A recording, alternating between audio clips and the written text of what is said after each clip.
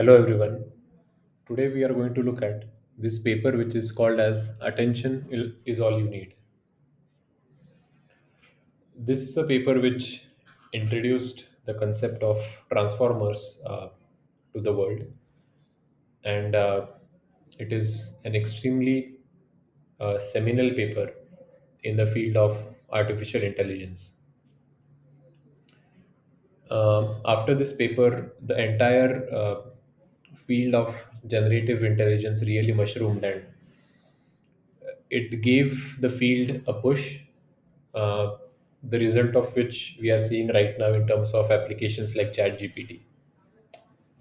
It looks like a very unassuming paper at the start, but as we dive deep into the paper, you'll realize the different intricacies, and it's the simplicity of this paper which kind of makes it beautiful.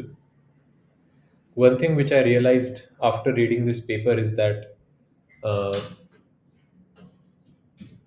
the particular model that is being or the architecture which is proposed here is still followed even now with very little changes, which uh,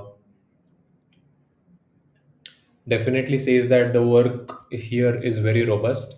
It also means that in terms of the way we are trying to understand, or the way we are trying to predict language, is getting more similar to how our brain does it.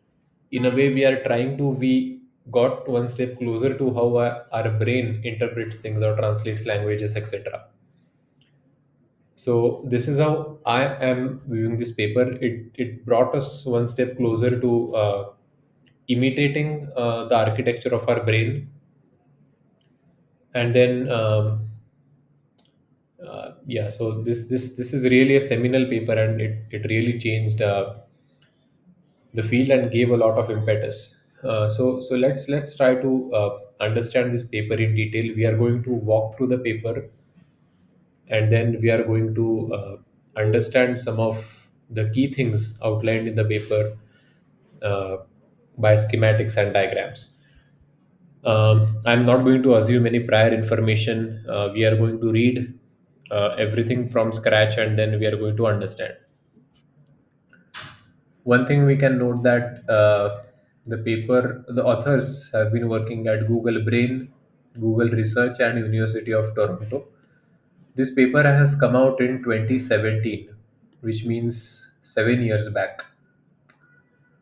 Uh, I was uh, going through one of the lectures at Stanford, and I realized that attention.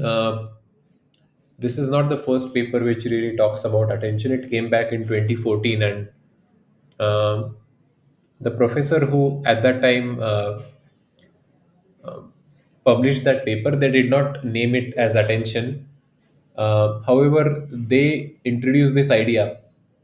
That paper did not caught on as well as this paper did, but that person essentially was inspired from his English teacher.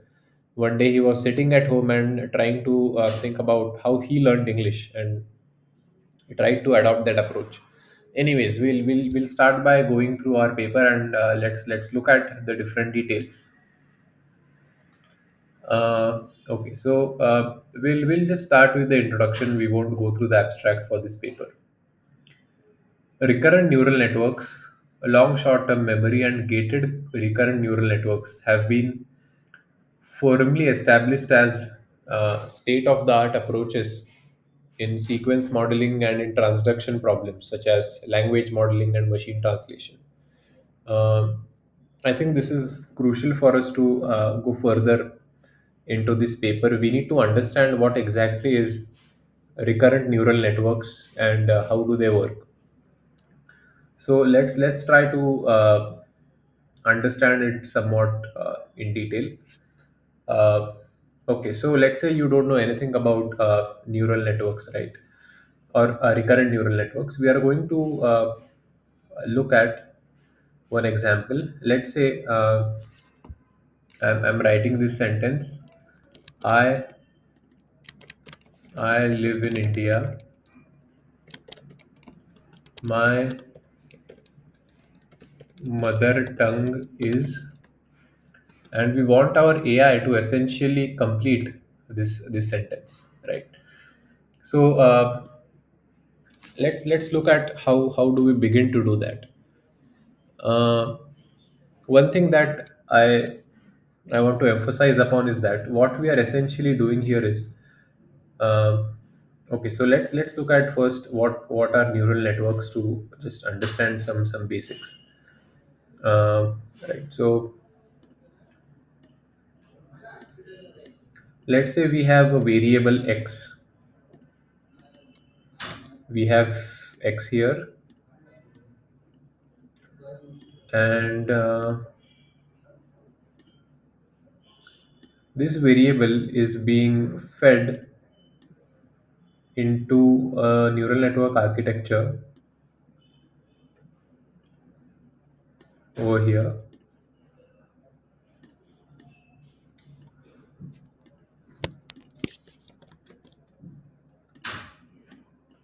And as an output we are getting the variable y,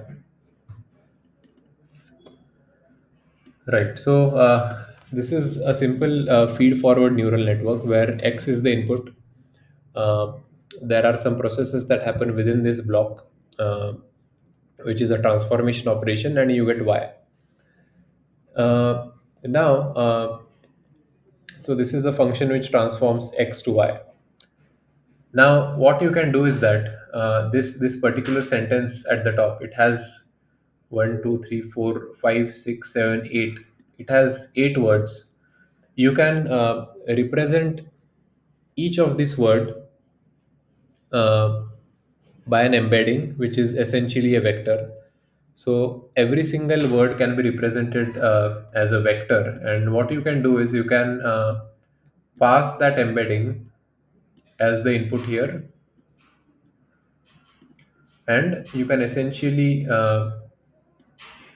get an output over here.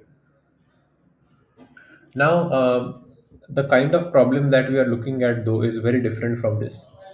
Here in this approach, what we can probably have is we can okay, let's say we have 8 different words. So you will need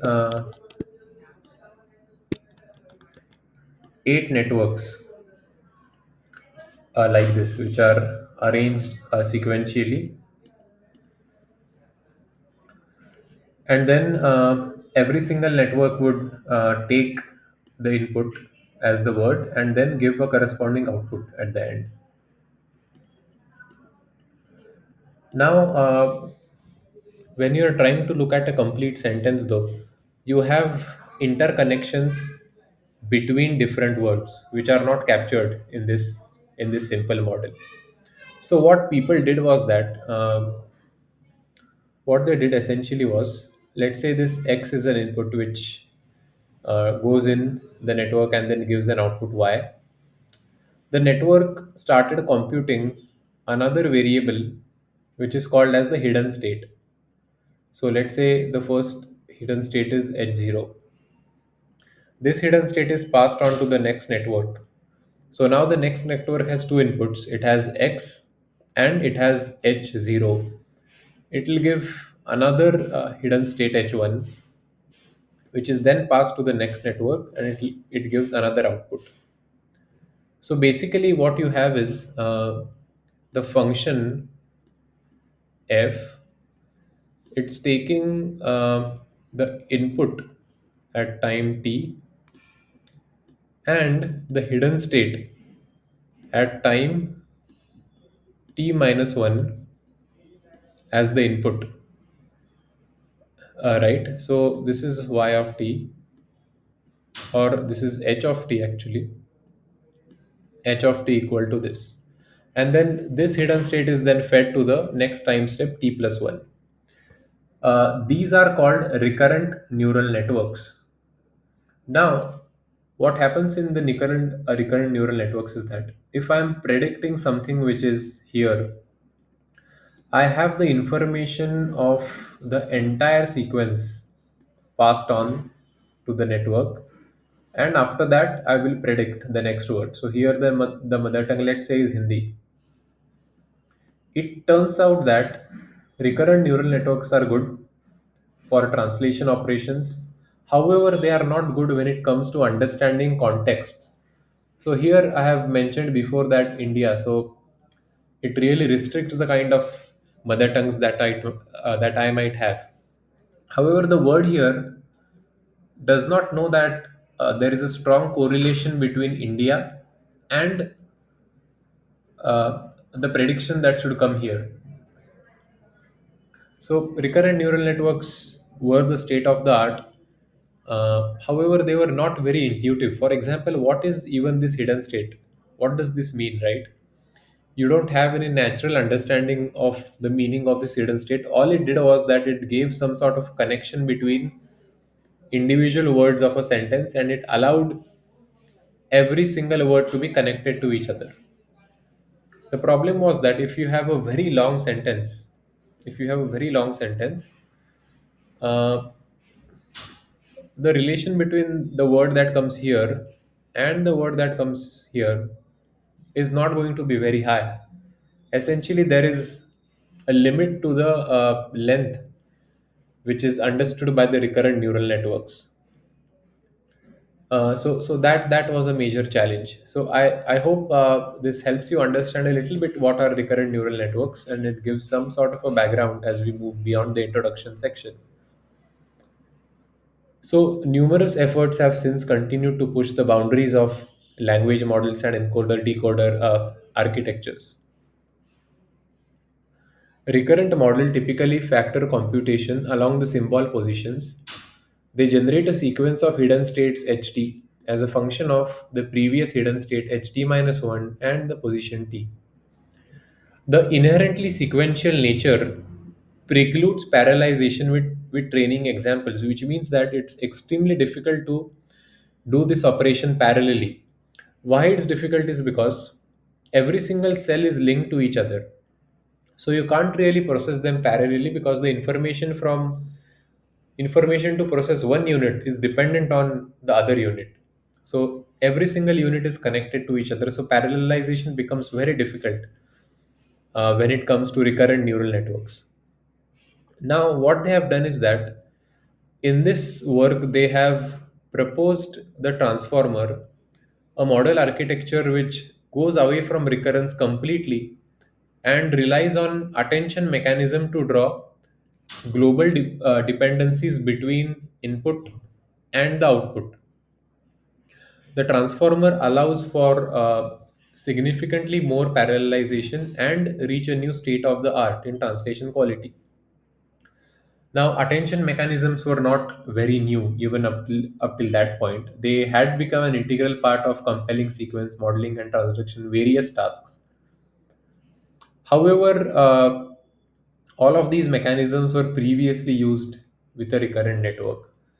The innovation of this paper is to completely dispense away with recurrent neural networks because they don't really understand the context. There is a limit to the sequence length they can analyze. Parallelization is not good. So there was a need of coming up with a completely different architecture. So they place a lot of attention on this thing called self attention. Self attention, sometimes called intra attention, is the attention mechanism relating different positions of a single sequence in order to compute a representation of the sequence. Self attention has been used successfully in a variety of tasks, including reading comprehension, abstractive summarization, etc. So, really, self attention was already present in the literature. These people applied self attention to process sequences. To the best of our knowledge, however, transformer is the first transduction model relying entirely on self attention to compute representations of its input and output without using sequence aligned RNNs or convolution. Now, they have gone on to explain the model architecture. Before we move ahead, I want to help you understand self attention in a very simple manner, which really forms the basis of the transformer. So let's look at this particular sentence. I live in India. My mother tongue is Hindi. What exactly is self attention? Forget everything else. Now we are going to understand self attention in a completely layman's term, right? Imagine that you are writing all of these words as a grid. So essentially, it is a, how many words are there? There are nine words over here. There is a 9 by 9 grid. Now, what does every single entity represent? For example, what does this represent?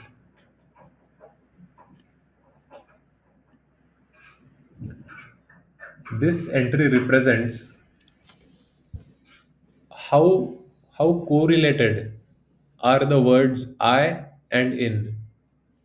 This entry represents how correlated are the words I and India. Essentially, we are trying to attend to the correlation of every word to all the other words in the given sentence. Let's try to understand what that means. Now, we are going to go row by row. I and I has the maximum correlation, it is 1. I live. I have given this a correlation of zero point 0.8. I and in, they are also quite correlated, zero point 0.7. I and India, there is no correlation, they are completely separate. I and my, again, they are kind of close to each other. I and my, zero point 0.8.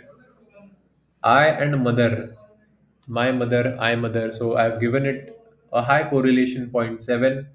Tongue is again pretty high, zero point 0.5.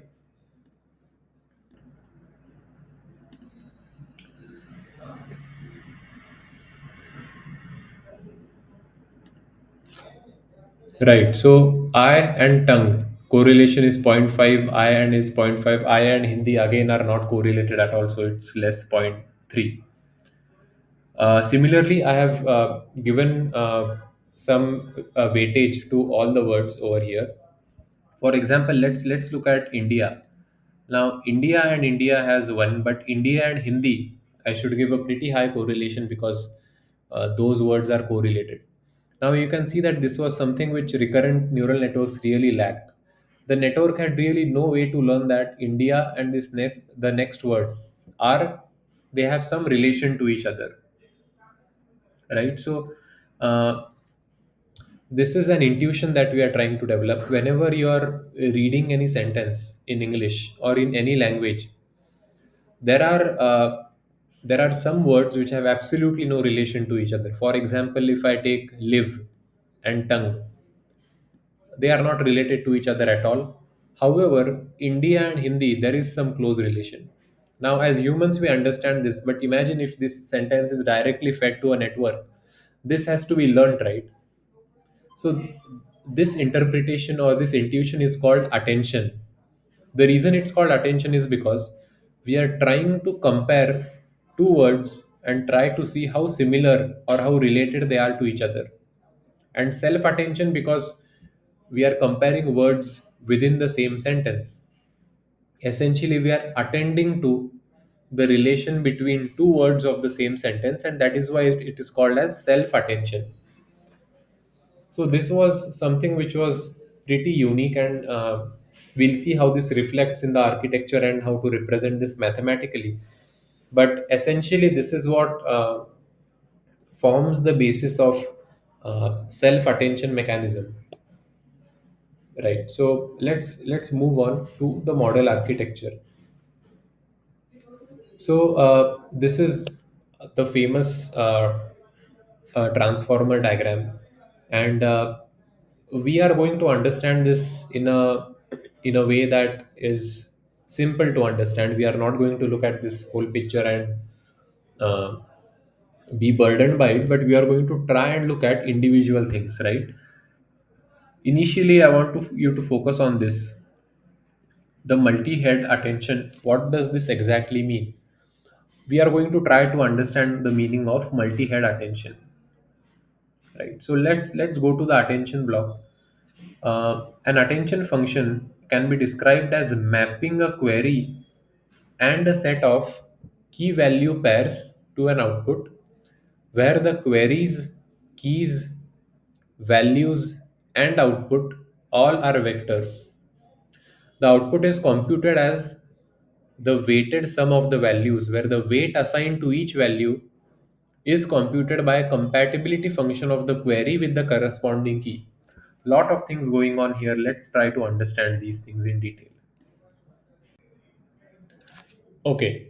Um, we are now trying to understand what is the meaning of key, values, and queries in the attention block of the transformer. Let's take this example which we took previously. We have the sentence, I live in India, my mother tongue is Hindi. What is a key, what is a query, and what is a value? Okay. So let me take a simple example. Let's say you ask a question on YouTube, or you search something. Let's say cooking recipes for dessert, right? So when you type this in the search, you get a list of answers, one, two, three, four, etc.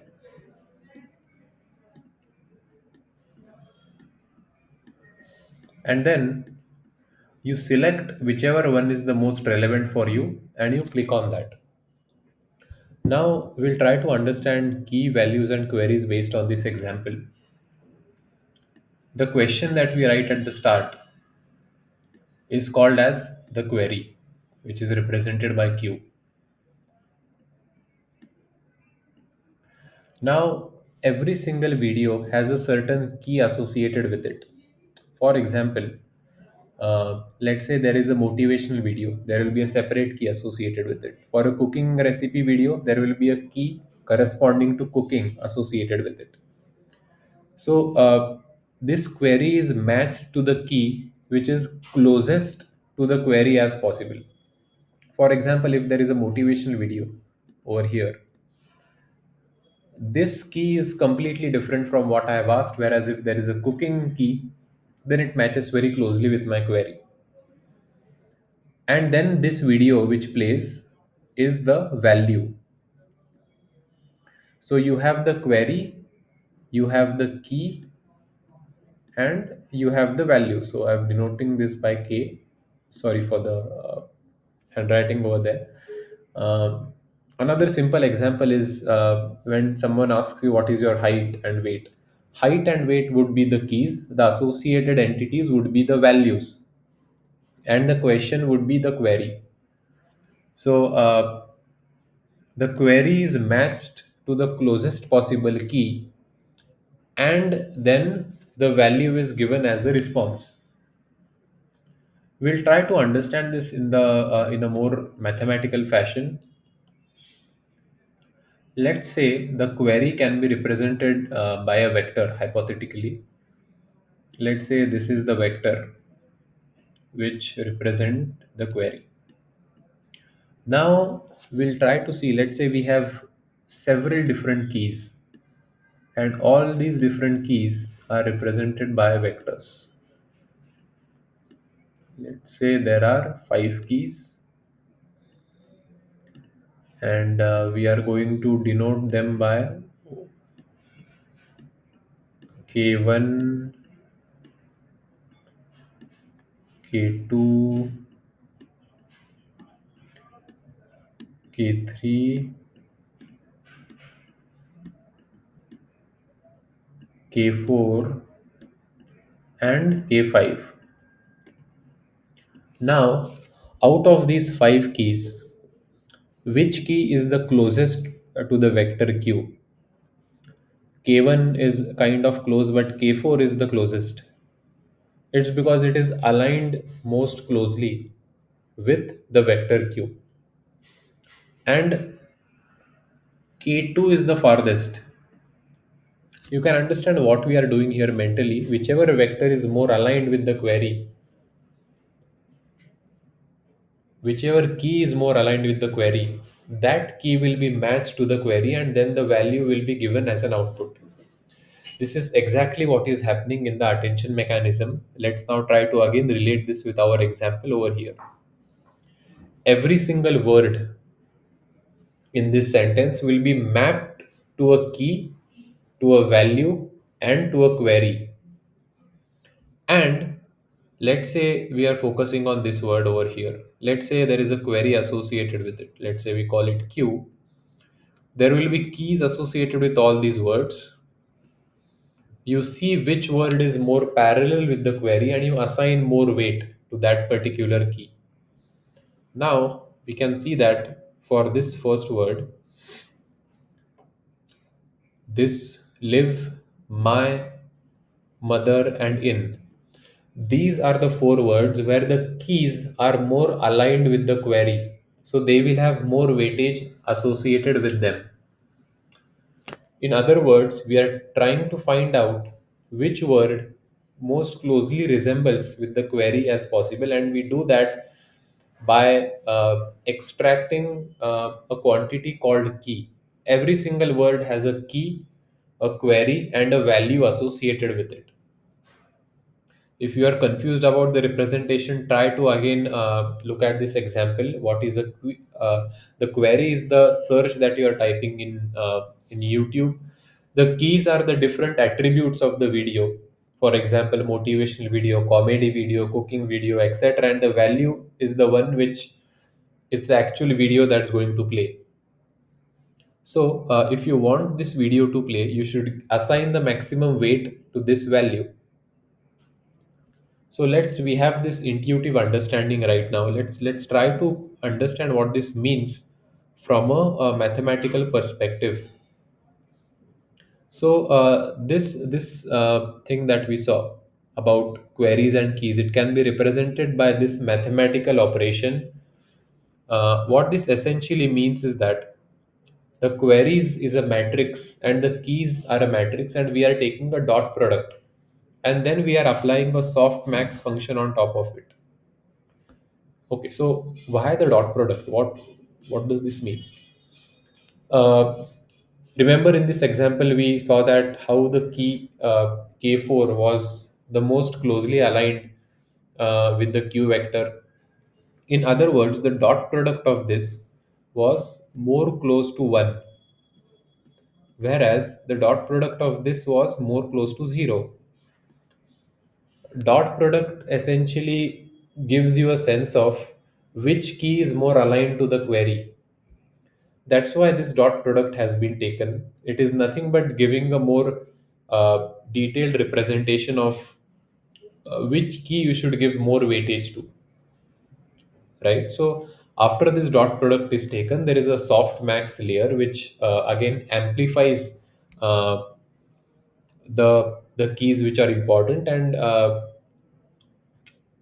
makes it less important for the keys which are not aligned with the query vector. And then you multiply it by the values. Why do you multiply this by the values? Because finally you want to extract the value, but you are assigning weights to it now. For example, you can now understand what do these zero point 0.8, zero point 0.7 represent.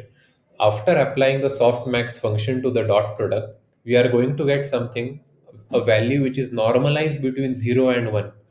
The more it is close to 1, it means that the key associated with this word is more parallel with this query. That's why the dot product is close to 1, which means the softmax function has a higher value, which means the probability is higher indeed. So when extracting the value associated with this query, this particular key is going to get the maximum weightage along with this. So the value is again going to be a weighted sum of all these values, but we know now which of these values are going to get the maximum weightage. Similarly, all these numbers are normalized between 0 to 1 according to this function over here. The same thing is represented by this function. What is happening is that We are first taking a dot product between k and q, which is represented by this matmul operation. Then we are scaling it by this root decay factor. Then we are applying a softmax layer. Then we are again multiplying v with this output, and then this output appears over here. That's it. Looks complicated at the start, but now hopefully you have understood that this is not that complicated, and the scaled dot product addition really is trying to identify which key is more closely aligned with the query. It's actually intuitive. Okay. So that's what they say here. We compute the dot products of the query with the keys, divide by a root decay, and apply a softmax function to obtain the weights on the values. Right. Now, you might be wondering what is this multi-head attention? So, multi-head attention is where multiple of these scaled product attentions are uh, stacked over each other. Now we'll try to take one example and understand this, right? So let's take the example of AI, artificial intelligence. We'll just take some graphic which is a bit more complex, right? Okay, so let's look at this. Right now, um, let's say now we want to understand the most important features of this image, and we are applying the self attention mechanism over here. So right, after after we apply this layer, the self attention layer, maybe the first time we get this particular part because it's the most prominent and it's essentially conveying the intersection of AI and brain. But you will also get some other regions, like for example this, or these dots, or these swirls. All of them really mean something. If you want to capture these multiple entities, you need to have four different attention layers in your network, and that's the reason why it's called multi-headed attention. It's when you have different features in your image that you want to capture, you want the network architecture to be able to learn all of them and be more robust. That's why it consists of several attention layers which are running in parallel. I'll just take a pause here for you to be able to grasp this, the meaning of scaled dot product attention. So I hope now this part is clear. You can see this multi-head attention appears in three places: over here, and over here. Okay, so this really forms the crux of the transformer architecture. We'll have a look at what's exactly happening overall now. Okay, so you can see that there are two different blocks over here. There is an input and there is an output.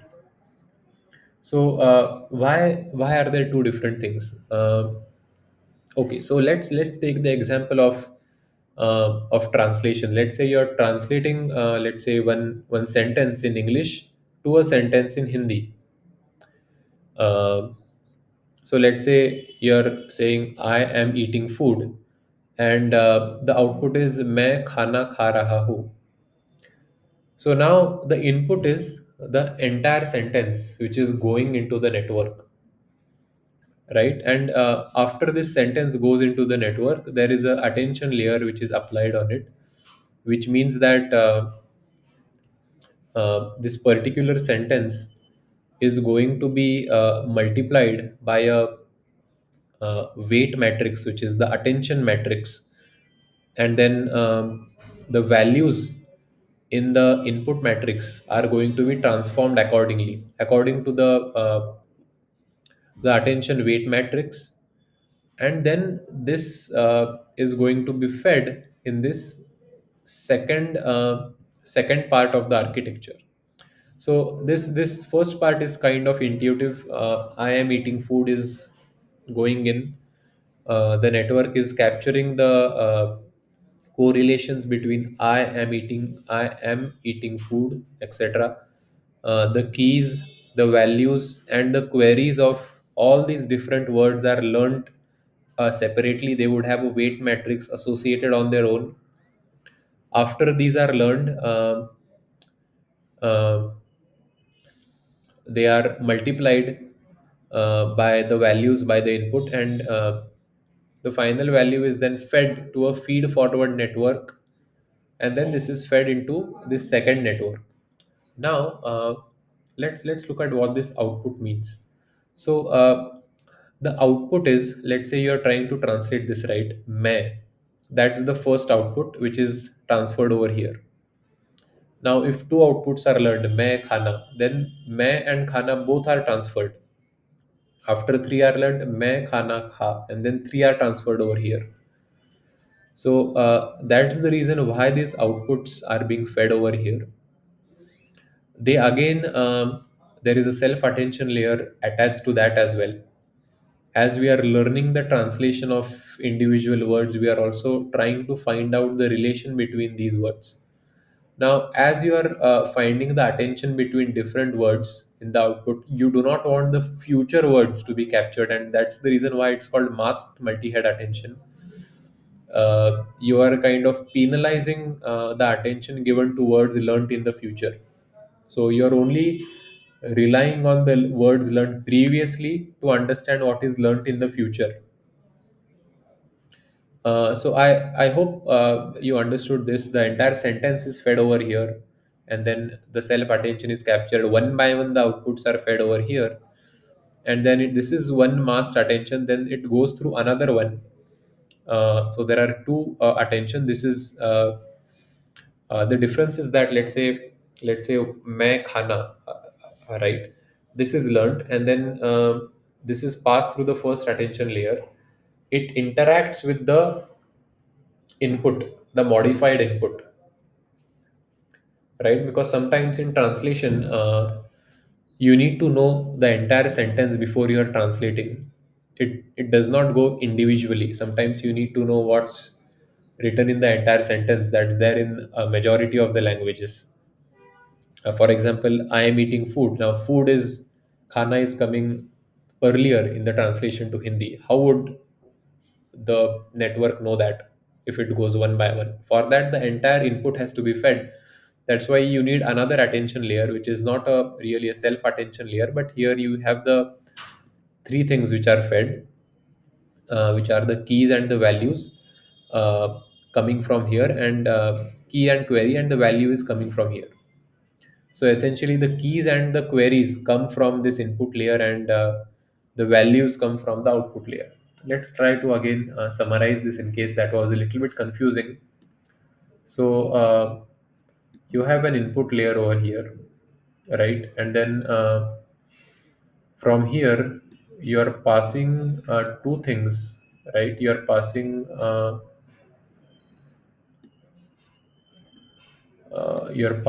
key, and you're passing the value which is associated with that key, and then you have the output here,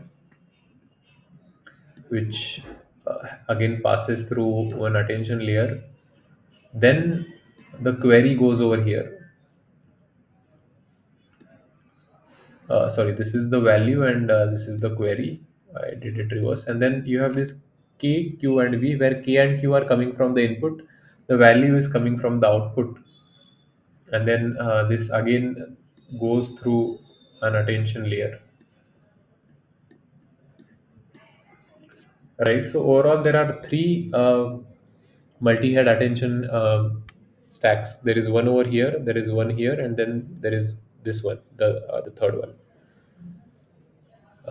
So this is the gist of the entire network architecture that you have when you are looking at a transformer.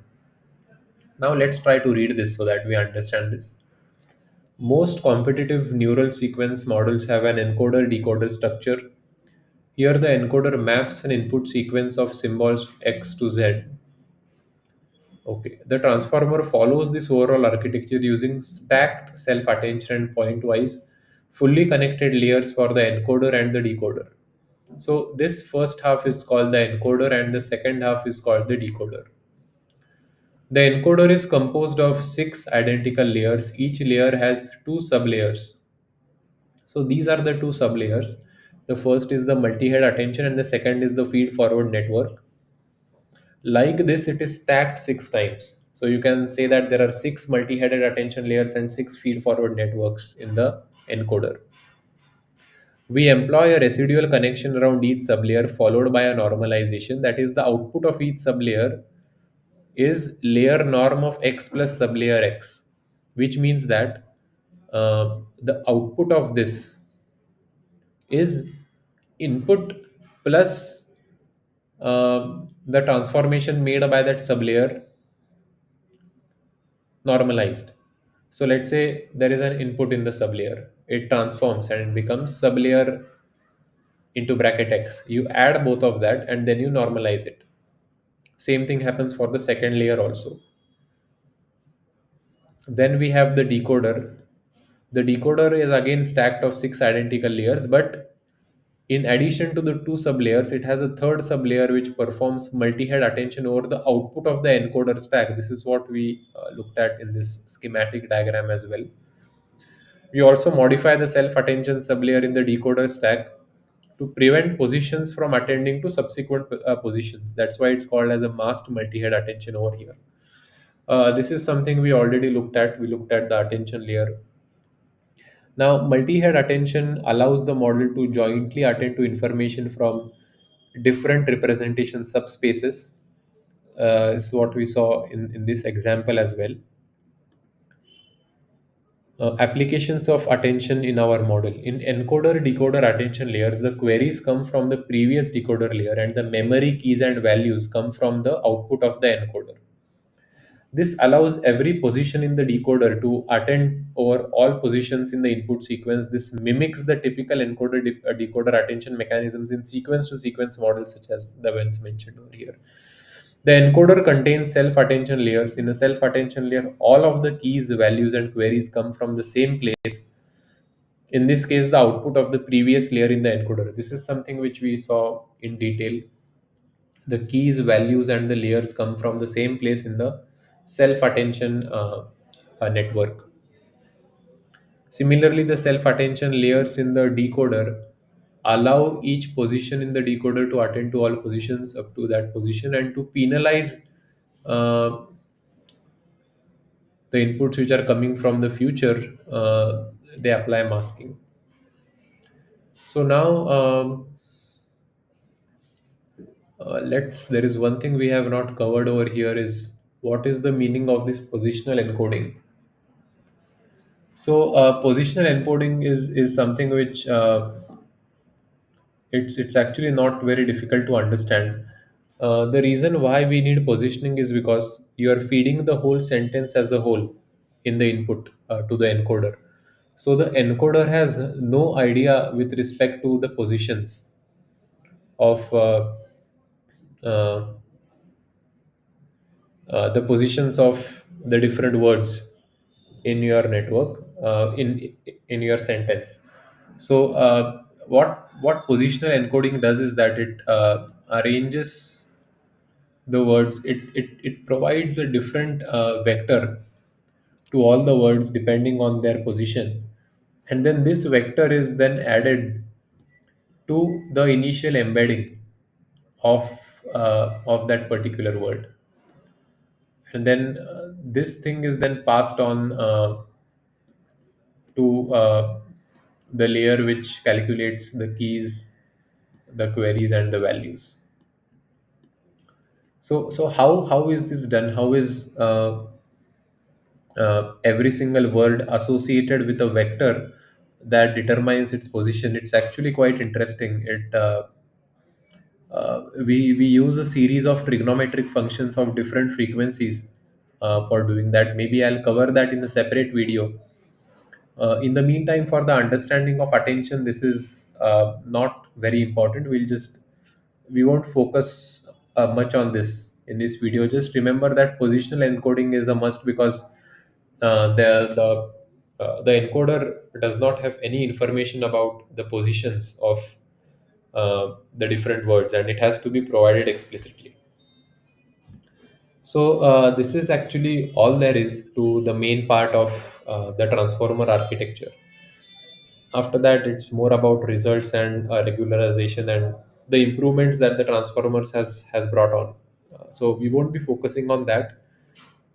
We focused mainly on the initial part of the paper, which was very important. I hope this gave you an idea of what is the meaning of self attention, how the self attention is uh, used in the transformer architecture, how it's really intuitive if you can correlate it using this example. Whenever you are faced with a doubt, try to correlate using this, and why recurrent neural networks are not the best way to go, and what's the advantage that attention mechanisms provide, how we can have much longer sequences, how we can attend to parallelization much better.